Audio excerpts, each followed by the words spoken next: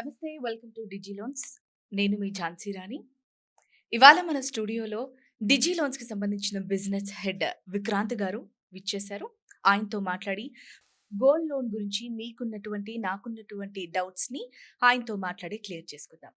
నమస్కారం సార్. నమస్తే అండి.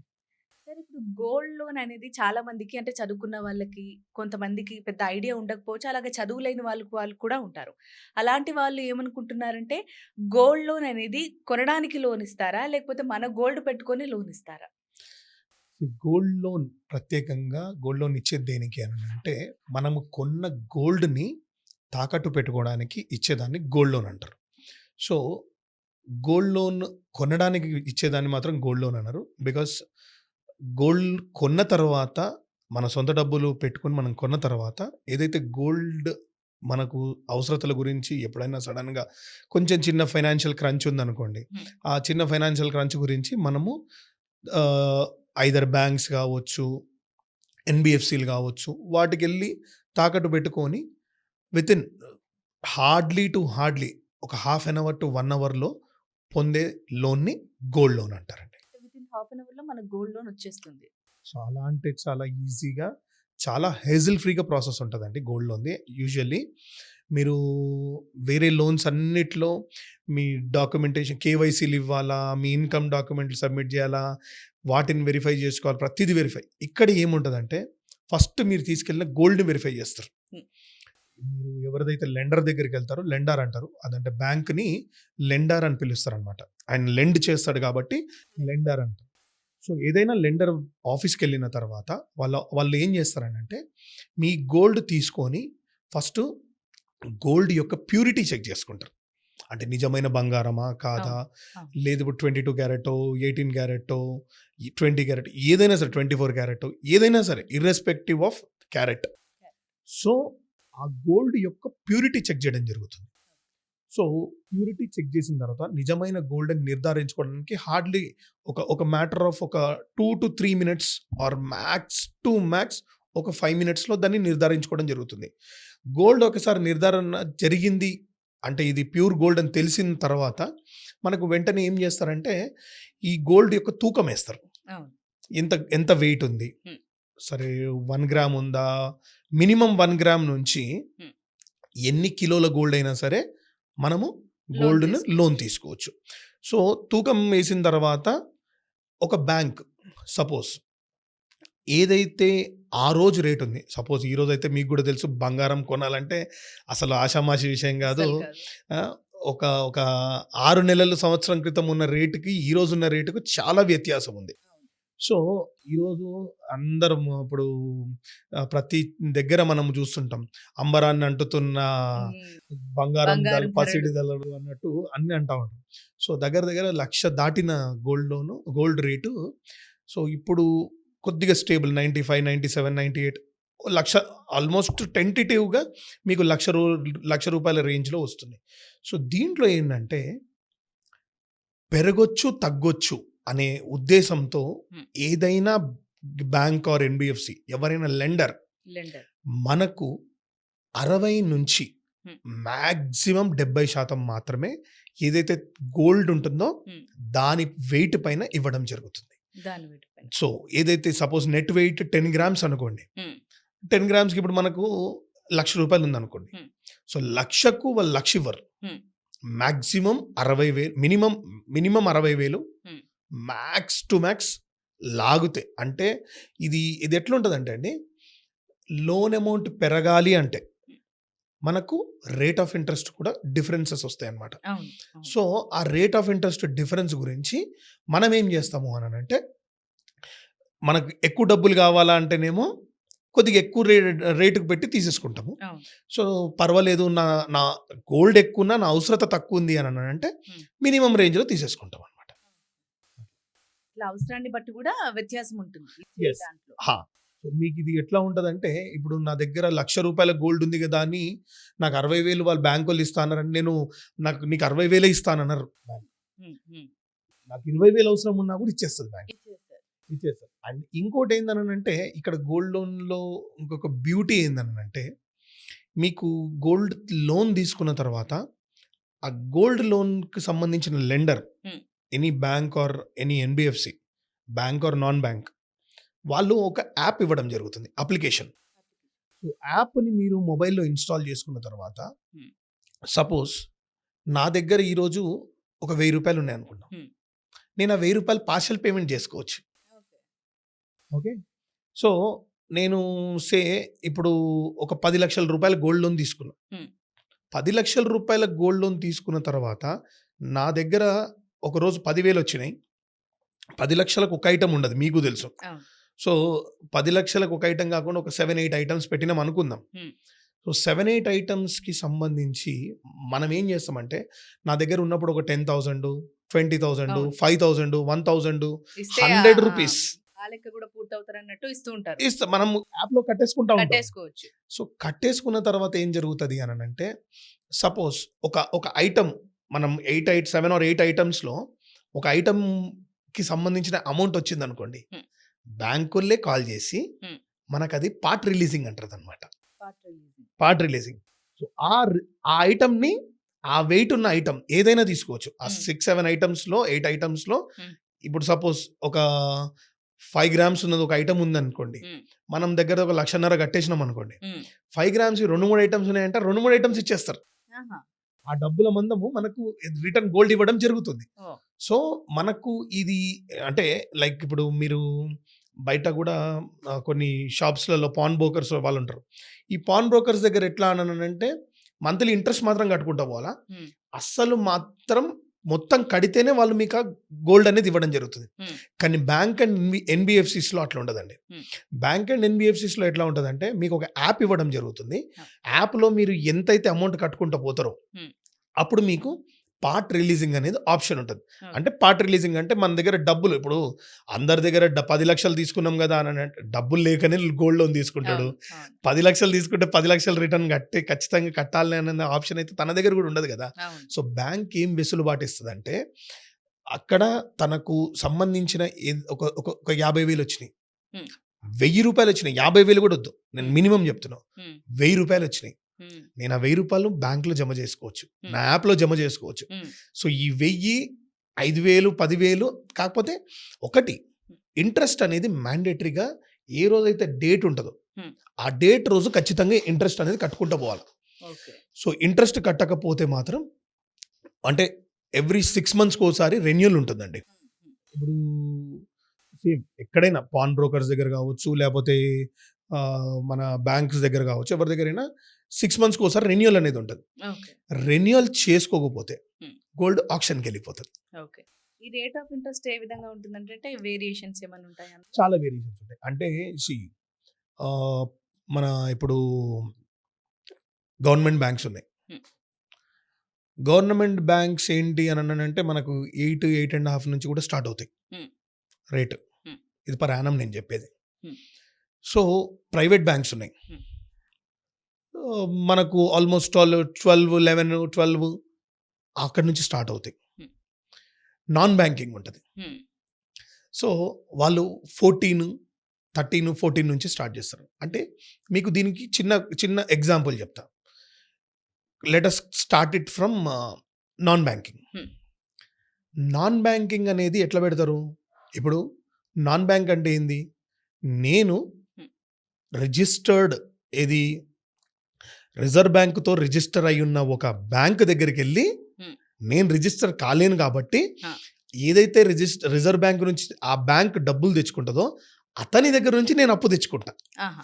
అతను రిజర్వ్ బ్యాంక్ నుంచి డబ్బులు అప్పు తెచ్చుకుంటాడు, Hmm. నేను అతని దగ్గర నుంచి అప్పు తెచ్చుకుంటా. అంటే ఇప్పుడు సపోజ్ మీరు ఒకళ్ళ దగ్గర 100 రూపాయలు అప్పు తెచ్చుకున్నారు అనుకోండి, Hmm. మీరు అదే 100 రూపాయలు నాకు ఇవ్వమంటే ఆయన మీకు 2 రూపాయలకి ఇచ్చింది కదా అని మీరు నాకు 2 రూపాయలకి ఇవ్వరు కదా. అవును. ఆబ్వియస్లీ మీరు ఒక 2-3 రూపీస్ ఇంకో మార్జిన్ పెట్టుకొని ఇస్తారు కదా. అవును, అవును. So same way non banking కి వచ్చే ఫండ్స్ ఎట్లా ఉంటాయి అని అంటే, Hmm. వేరే వాళ్ళ దగ్గర నుంచి పోయి Hmm. అప్పు తెచ్చుకున్న వాళ్ళ దగ్గర నుంచి అప్పు తెచ్చుకుంటారు కాబట్టి Hmm. ఇది 2 సార్లు అవుతుంది. కాబట్టి ఆబ్వియస్లీ నాన్ బ్యాంక్లో ఏదైనా across any product, not only gold loan, across any product non బ్యాంకింగ్లో ఏంటంటే కొద్దిగా రేట్ హై అనేది ఉంటుంది. హై ఉంటుంది. సో రేట్ ఆఫ్ ఇంట్రెస్ట్ వాళ్ళు ఆబ్వియస్లీ వాళ్ళు సెకండ్ లెండర్ కాబట్టి, సెకండ్ బారోవర్ కాబట్టి, Hmm. సెకండ్ బారోవర్ దగ్గరికి ఎప్పుడైనా రేట్ ఆఫ్ ఇంట్రెస్ట్ కొద్దిగా హై హై వస్తుంది. ఉంటుంది. So coming to banks Hmm. అంటే ప్రైవేట్ బ్యాంక్స్. Private bank. ఇప్పుడు ప్రైవేట్ బ్యాంక్స్ ఆబ్వియస్లీ వాళ్ళకు ఏదైతే రెపో రేట్ అంటారు, ఆర్బీఐ దగ్గర నుంచి వాళ్ళు తెచ్చుకునే రెపో రేట్ అంటారు దాన్ని. రెపో రేట్ ప్రకారమే వాళ్ళ కాస్ట్ ఆఫ్ ఫండ్స్ని వాడుకోవడం. అంటే కాస్ట్ ఆఫ్ ఫండ్స్ అంటే ఎట్లుంటుందంటే, ఇప్పుడు నేను ఒక గోల్డ్ తీసుకొని ప్లెడ్జ్ చేసిన తర్వాత, ప్లెడ్జ్ అంటారు అంటే మనం గోల్డ్ తాకట్టు పెట్టినామంటారు కదా, అవును. దాన్ని ప్లెడ్జ్ చేయడం అంటారు. సో గోల్డ్ తీసుకొని నేను తాకట్టు ప్లెడ్జ్ చేసిన తర్వాత ఆ ప్లెడ్జ్ చేసిన గోల్డ్ని లాకర్లో పెట్టాల్సి వస్తుంది. బయట అయితే ఆబ్వియస్లీ పెట్టలేడు. పెట్టలేం. ఇప్పుడు క్యాష్ తీసుకొచ్చినట్టు వాళ్ళు ఇప్పుడు బ్యాంక్లో క్యాష్ పెట్టుకున్నట్టు పక్కకు క్యాష్ పెట్టుకొని కూర్చోలేరు కదా. అవును. సో దీని వెళ్ళి ఒక సపరేట్ లాకర్ ఉంటుంది. ఈ లాకర్లో కూడా పలానా విక్రాంత, పలానా ఝాన్సీ గారా, ఇంకొకళ్ళ అని పక్కకు పెట్టేసేస్తే వీళ్ళ పేరు మీద వాళ్ళ లోన్ అకౌంట్ నంబర్ రాసి ఒక ప్రాపర్ పేపర్లో, ఒక ప్యాకెట్లో వాళ్ళ పేరు మీద ఒకటి లాకర్లో పెట్టడం జరుగుతుంది. సో ఈ లాకర్కి ఖర్చు కావాలి కదా. అవును.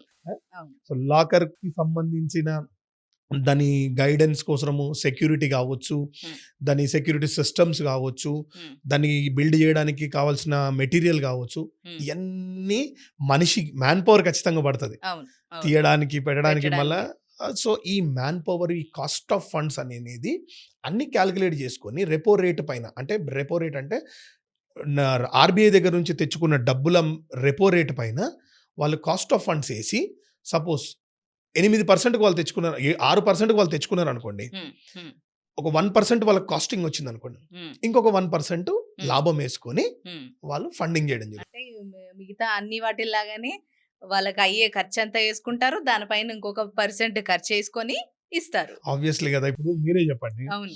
ఇప్పుడు సపోజ్ మీరే ఈ ఛానల్ నడుపుతున్నారు. అవును. సో మీరు మీ ఛానల్కి సంబంధించి మీరు మీ కాస్ట్ ఆఫ్ ఫండ్స్ అవన్నీ మీరు కూడా క్యాలిక్యులేట్ చేసుకున్న తర్వాతనే అవును. ఏదైనా చేస్తారు కదా. సో ఏంటంటే వాళ్ళు కూడా ఏంటంటే బ్యాంక్ కూడా ఎట్లా ఆలోచిస్తారు అంటే, నాకు రూపాయి లాభం లేకపోతే నేను బంగారం నేను ఎందుకు పెట్టుకోవాలా, అంతే. వడ్డీ వస్తుంది, అవును. వడ్డీ ఓకే, వడ్డీ ఎందుకు వస్తుంది, తీసుకున్న అప్పుకు వస్తుంది. అవును.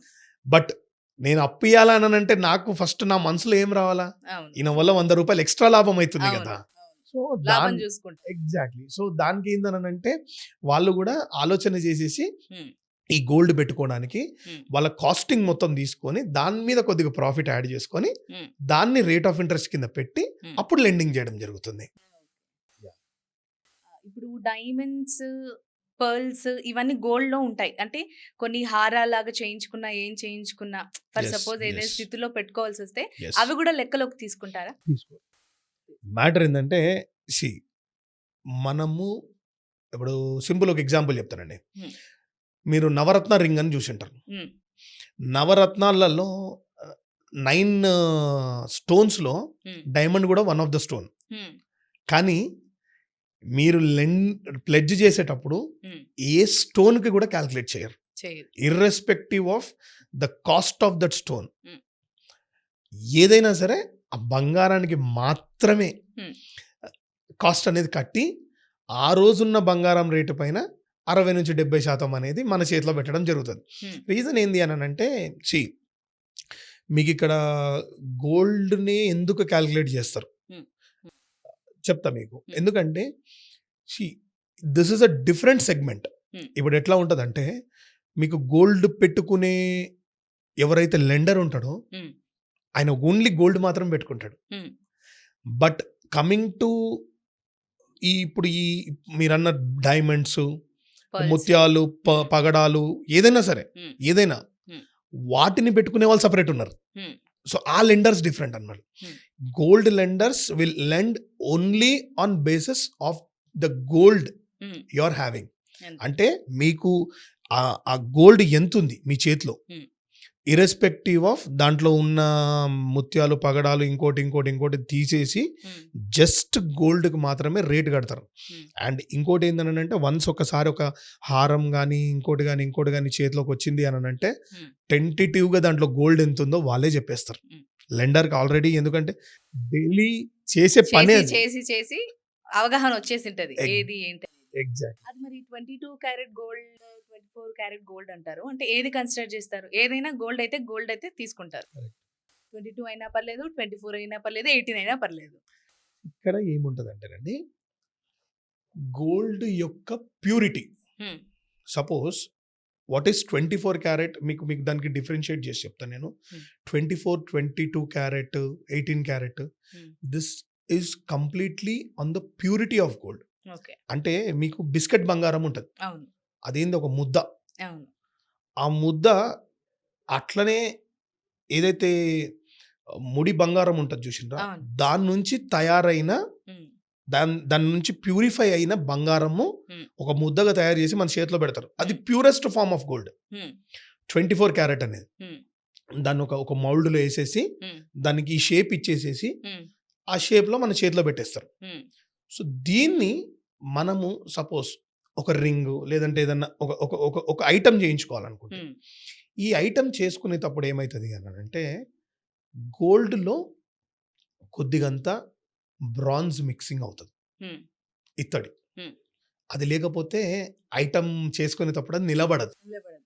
సో ఇట్లా ఏమవుతుంది అని అంటే కొంచెం తక్కువ, కొంచెం తక్కువ. 24 కంటే కొంచెం మిక్చర్ ఉన్న బంగారంని 22 క్యారెట్ అంటారు.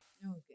ఓకే, బికాస్ దాని మౌల్డింగ్ గోల్డ్ తయారయ్యేటప్పుడు ఏమవుతుందంటే ఉమ్, దాని మౌల్డింగ్కి కొంచెం ఇబ్బంది అవుతుంది. ఓకే. గోల్డ్ స్మిత్కు ఇబ్బంది అవ్వడం వల్ల తను ఏం చేస్తాడంటే దాని ప్యూరిటీని కొంచెం తగ్గించి ఉమ్, దీని డెన్సిటీ పెంచాలంటే ప్యూరిటీ కొంచెం తగ్గియాలన్నమాట. అవును.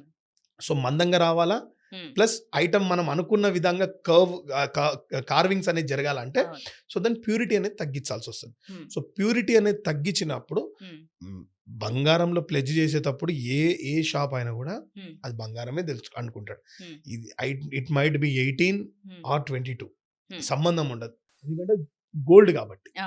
సో దానికి రేటు తగ్గించడం అనేది ఏముండదండి. సార్, ఇప్పుడు డిజి లోన్స్ లో గోల్డ్ లోన్ ఏ విధంగా చేస్తారు? ఓకే, మంచి ప్రశ్న అండి. సో మేము దగ్గర డిజి లోన్స్లో అన్ని ప్రోడక్ట్స్ కలుపుకొని Hmm. మేము 3,000 కోట్లు పర్ మంత్ చేస్తాము. Hmm. సో ఇది గోల్డ్ లోన్స్కి వచ్చేసరికి ఆల్మోస్ట్ 1.5-2 కోట్ల వరకు గోల్డ్ లోన్స్ కూడా చేస్తాం మేము డిజి లోన్స్ ద్వారా. Hmm. సో మాకేంటనంటే ఇందాక చెప్పిన విధంగా Hmm. బ్యాంకులే కాదు, Hmm. ఎన్బిఎఫ్సిలతో పాటు Hmm. అన్ని బ్యాంక్స్ ఎన్బిఎఫ్సిస్తో మాకు టైఅప్స్ కూడా ఉన్నాయి. Hmm. సో మనకు ఎవరైతే కస్టమర్ నేను గోల్డ్ ప్లెడ్జ్ చేయాలి అని అనుకుంటున్నాను అంటే Hmm. మన దగ్గర ఎట్లాంటి ఆప్షన్స్ ఉన్నాయంటే Hmm. తను అసలు ఇంట్లోంచి బయటికి కూడా రానవసరం లేదు, ఉమ్, ఆర్ ఆఫీస్లోంచి బయటికి రానవసరం లేదు. ఉమ్, ఎక్కడున్నా నాకు గోల్డ్ లోన్ కావాలి అని అంటే విత్ ఇన్ 2 అవర్స్లో Hmm. ఏదైతే కస్టమర్ ఉంటాడో తన ప్లేస్కే మేము వెళ్ళి Hmm. గోల్డ్ లోన్ అనేది ప్లెడ్జ్ చేయించి ఉమ్, బ్యాంకర్ వెళ్తాడు, ఉమ్, మేము బ్యాంకర్ని పంపించి Hmm. గోల్డ్ ప్లెడ్జ్ చేయించి ఉమ్, విత్ ఇన్ 15 మినిట్స్లో గోల్డ్ ప్లెడ్జ్ అయిన విత్ ఇన్ 15 మినిట్స్లో ఆయన అకౌంట్లో డబ్బులు పెట్టిస్తాం మేము. ఉమ్, సో ఈ ఫెసిలిటీ మీకు మా star powers digital technologies private limited ద్వారా మేము మీకు ప్రొవైడ్ చేస్తున్నాము. Hmm. మీకు కింద కనిపిస్తున్న నంబర్స్కి మీరు ఎప్పుడైనా కాల్ చేయొచ్చు. Hmm. డిజి లోన్స్కి మీరు Hmm. గోల్డ్ లోన్ గురించి అప్రోచ్ అవ్వచ్చు. Thank you so much sir for your valuable time. చూసారు కదా, మీకు ఇంకా ఎటువంటి డౌట్స్ ఉన్నా, అంటే గోల్డ్ లోన్లో ఇంకా ఎటువంటి డౌట్స్ ఉన్నా మీరు చెప్పొచ్చు కామెంట్స్ రూపంలో. అలాగే ఇప్పుడు సార్ చెప్పారు కదా, వాటన్నిటిని కూడా ఫాలో అవ్వండి. మరొక ఎపిసోడ్లో మళ్ళీ కలుద్దాం. నమస్తే.